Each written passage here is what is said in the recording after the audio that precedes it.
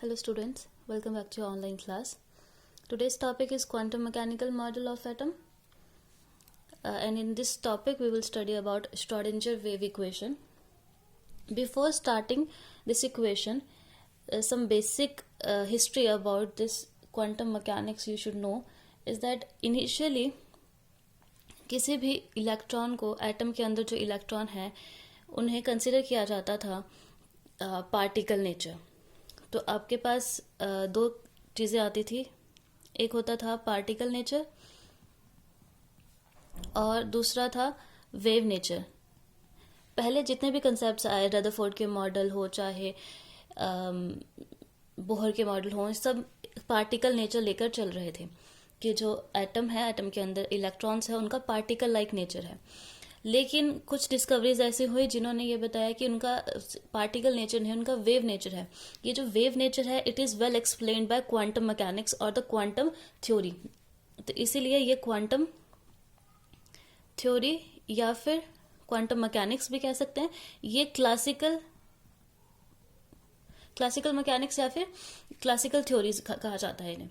तो जब आप क्वांटम मैकेनिक्स या क्वांटम थ्योरी पढ़ रहे हैं तो यहाँ पर जो ये इक्वेशन आ रही है यहाँ पर कंसीडर किया जाता है कि उसका पार्टिकल नेचर नहीं है, वेव नेचर है. तो वेव को कंसिडरेशन में लेकर फिर आप चलेंगे. तो आपका हैमिल्टोनियन ने कहा कि एक इक्वेशन दी, श्रोडिंगर ने एक इक्वेशन दी जिसे आप ऐसे लिख सकते हैं, जहां पर ये H cap, this is called H cap, इसका नाम है Hamiltonian operator. Hamiltonian operator, Hamiltonian operator. And this is जाई, वेव फंक्शन. जाई इज योर वेव फंक्शन और E is your energy. Now wave function मतलब वेव फंक्शन या फिर इसे एम्पलीट्यूड भी कहा जाता है. जो वेव है, वेव का एम्पलीट्यूड कितना है या फिर wave function, this is your जाई. यहाँ पर ये इक्वेशन एक्चुअल में ये श्रोडिंगर वेव इक्वेशन नहीं है, सिर्फ हैमिल्टोनियन ऑपरेटर की फॉर्म में दिया गया है. श्रोडिंगर वेव इक्वेशन बहुत ही कॉम्प्लिकेटेड है, पर फॉर द टाइम बिंग इस लेवल पर, आपके +1 लेवल पर वो इक्वेशन नहीं है आपके सिलेबस में, वो आप ग्रेजुएशन में करेंगे. तो फिलहाल सिर्फ इस इक्वेशन पे ध्यान दें. अगर आप, ये इक्वेशन का यूज़ किया गया एनर्जी निकालने के लिए और पोजीशन निकालने के लिए इलेक्ट्रॉन्स की. तो इस इक्वेशन में कहा गया कि जो ये वेव फंक्शन है जाई, ये wave function of an electron is associated with energy levels, कि कौन सा इलेक्ट्रॉन किस एनर्जी लेवल पे है वो इससे डिटरमाइन किया जा सकता है. और जो ये वेव फंक्शन है ये इन टर्म्स डिपेंड करता है एन, एल और एम वैल्यू पे, principal quantum number, azimuthal quantum number और मैग्नेटिक क्वांटम नंबर पर. और ये जो है सिर्फ हाइड्रोजन एटम के लिए, श्रोडिंगर वेव इक्वेशन जो है ये हम हाइड्रोजन एटम के लिए पढ़ते हैं.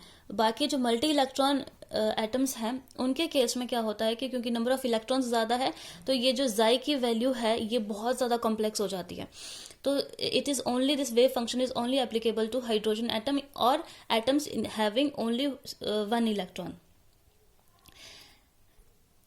सो this psi as such has no meaning, क्योंकि ये सिर्फ वेव फंक्शन है या फिर एम्पलीट्यूड कहा जा सकता है इसे. लेकिन दिस, अगर इसका स्क्वायर कर दिया जाए, जाई स्क्वायर होता है आपका probability of finding an electron. कोई इलेक्ट्रॉन किस रीजन में फाइंड किया जा सकता है, उसकी क्या प्रोबेबिलिटी है, वो जाई स्क्वायर से आप फाइंड आउट कर सकते हैं. और ये equation, this equation was very useful to calculate the energy of an electron. किस एनर्जी लेवल पर इलेक्ट्रॉन की कितनी एनर्जी होगी. Suppose you have first energy level, तो ई एन की वैल्यू या फिर कोई भी किसी भी एनर्जी लेवल पर अगर आपको फाइंड आउट करनी है एनर्जी, वो इस इक्वेशन से फाइंड आउट की गई, which comes out to be -2π² m e⁻⁴ upon n² h². यहाँ पर m is mass, e is electron, pi और 2 तो कांस्टेंट है, n इज दैट नंबर जिस एनर्जी लेवल पर इलेक्ट्रॉन है जहाँ की एनर्जी आपको फाइंड आउट करनी है, and h is your Planck's constant. ये एक्सप्रेशन कैलकुलेट करा, इससे आप कैलकुलेट कर सकते हैं energy.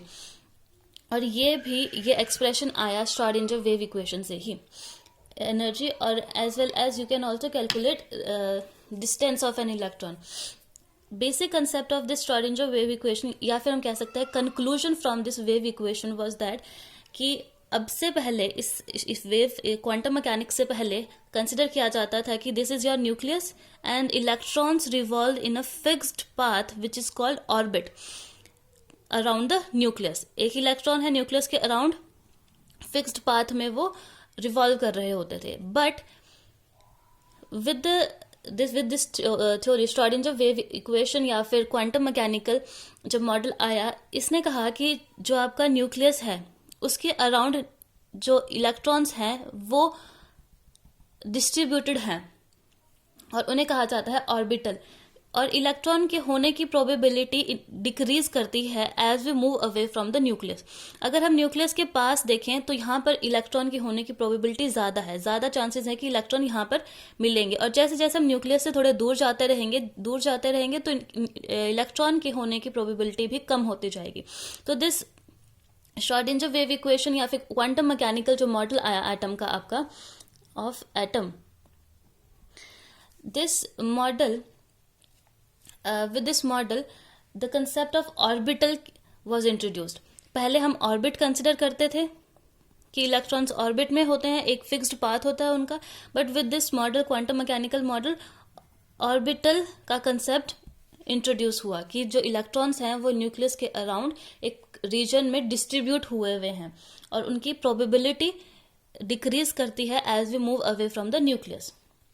So this was the main points of this theory or the model.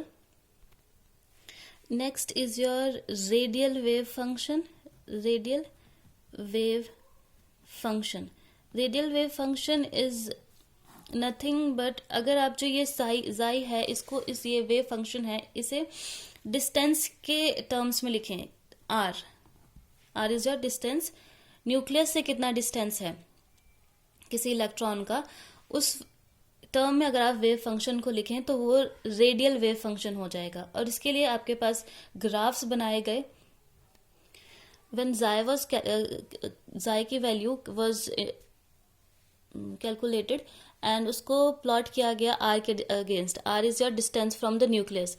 तो इसके बीच में जब अगर आप फर्स्ट ऑर्बिटल लें, जब आपके पास प्रिंसिपल क्वांटम नंबर 1 होगा और एलबी एजिमुथल क्वांटम नंबर 0 होगा, दैट इज 1s ऑर्बिटल.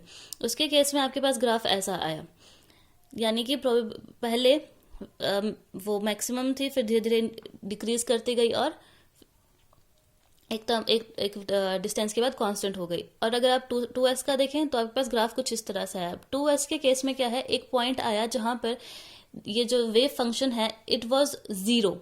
एक पर्टिकुलर डिस्टेंस पे जाकर जाई की वैल्यू 0 हो गई, विच इज कॉल्ड नोड या फिर उसे रेडियल नोडल सरफेस कहा जाता है. नोडल सरफेस या सिर्फ नोड भी कहा जाता है. तो यहाँ पर यानी कि जाई की वैल्यू 0 हो जाती है.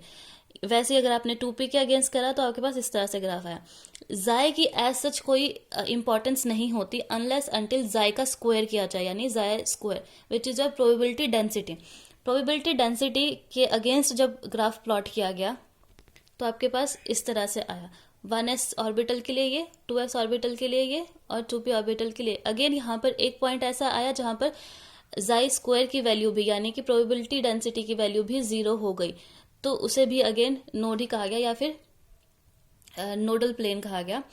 इनकी इंपॉर्टेंस क्या है, नोड या नोडल प्लेन या फिर ये जो ग्राफ ड्रॉ करे, इनसे कंक्लूड किया गया कि किस ऑर्बिटल की शेप कैसी होगी. इन्हीं के बेसिस पर हम कहते हैं कि एस ऑर्बिटल की शेप होती है spherical. This is your S orbital, right. और पी की ऑर्बिटल की डम्बल शेप होती है. P orbital P X P Y P Z अलग अलग शेप होगी और डी ऑर्बिटल की डबल डम्बल शेप होगी. ये जो शेप कंक्लूड की गई ये इसी बेसिस पर की गई, जो रेडियल वेव फंक्शन और प्रोबेबिलिटी डेंसिटी यानी कि जाई स्क्वायर की और जो जाई आर की, इनके अगेंस्ट जो इनका जो ग्राफ प्लॉट किया गया वहां से जो कंक्लूजन निकला उसी के बेसिस पर ऑर्बिटल्स की शेप बताई गई. तो इसका इम्पोर्टेंस यही था, ये जो रेडियल वेव फंक्शन है इसका इम्पोर्टेंस यही था कि इनकी वजह से शेप का पता लगा। S orbital, P orbital, D orbital, F की भी होती है, एफ की थोड़ी ज़्यादा कॉम्प्लिकेटेड होती है, वो कंक्लूड किए गए from this quantum mechanical model of atom.